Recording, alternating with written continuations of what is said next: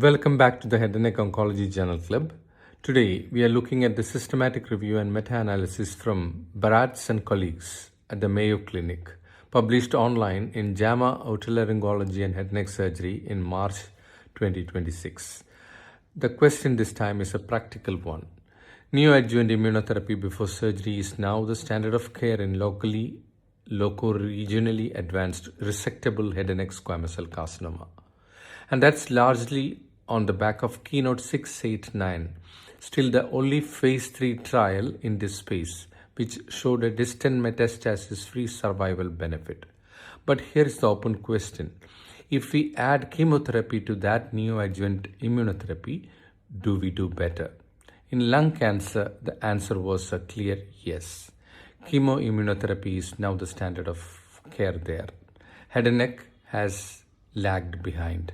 This paper tries to size the gap. So what did they do? A librarian-led PRISMA review, 5 databases from inception to October 2024. They included prospective trials of resectable treatment-naive head and neck squamous cell carcinoma using neoadjuvant checkpoint inhibitors with or without concurrent chemotherapy before definitive surgery. That left them with 23 studies and 751 patients, predominantly male. Now, an important caveat up front. These were almost all phase 1 and phase 2 single-arm trials. 21 phase 2, 2 phase 1. So this is a pooled single-arm data and not a randomized head-to-head comparison. Keep that in your back of the mind. They split patients into 3 groups: chemoimmunotherapy, 357 patients, single-agent immunotherapy, 292 patients, and dual-agent immunotherapy, 102 patients. Most of these tumors were oral cavity, about 2/3, and only 14% were HPV associated. Most were T3, T4. So the typical here is an HPV negative, locally advanced disease. So here's the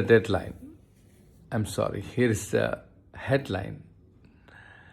The pooled rate of major plus complete pathological response. So that's less than 10% viable tumor left at surgery. And this amounted to 66% with chemoimmunotherapy. With dual-agent immunotherapy, 18%, and with single-agent immunotherapy alone, just 6%. Let me say that again, because it's a striking spread: 66, 18, and 6. Now, if you narrow it to complete pathologic response, there is no viable tumor at all. The chemoimmunotherapy group came in around 38% versus roughly 5 and 3% for immunotherapy arms. And the radiologic picture told the same story. On RECIST 1.1, partial plus complete response was 66% for chemoimmunotherapy against 9 and 6% for immunotherapy groups. In fact, radiographic complete responses showed up only in chemoimmunotherapy patients. Neither immunotherapy arm produced a single radiographic complete response. Now, about the safety, here is something counterintuitive. Grade 3 to 5 adverse events were actually reported more often with single-agent immunotherapy, 29%, than with chemoimmunotherapy at 17%. That's not what you would expect. The authors are appropriately cautious here. They put it down as selection and reporting bias rather than a real safety signal. And they don't draw a firm conclusion other than to note that there was no grade 5, no treatment-related deaths in any group. 1 year overall survival was high across the board, somewhere in high 80s to 100%. But the overall survival reporting was too thin and too inconsistent to pool meaningfully. So we can't say anything about survival yet. Now let's talk about limitations, because they matter.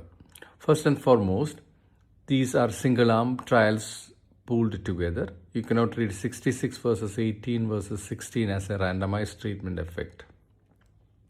Patient selection differs across studies. And second limitation would be the heterogeneity inside that chemoimmunotherapy estimate was high. 9 different drug regimens in the mix.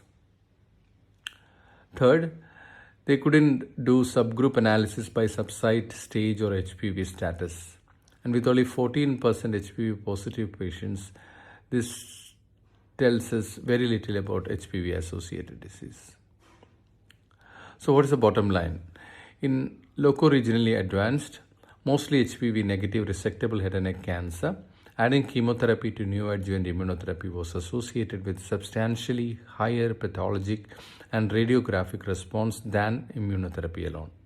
That's a real signal worth paying attention to, but it's a pooled single-arm evidence, and it makes the case for, rather than settles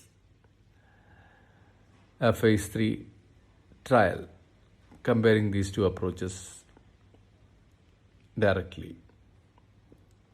The most plausible target population based on this data and on Keynote 689 is HPV negative T3 or T4 oral cavity disease. That's the paper. The full reference and summary table are on the Journal Club site. Link in the show notes. Thanks for listening. I'll see you next time.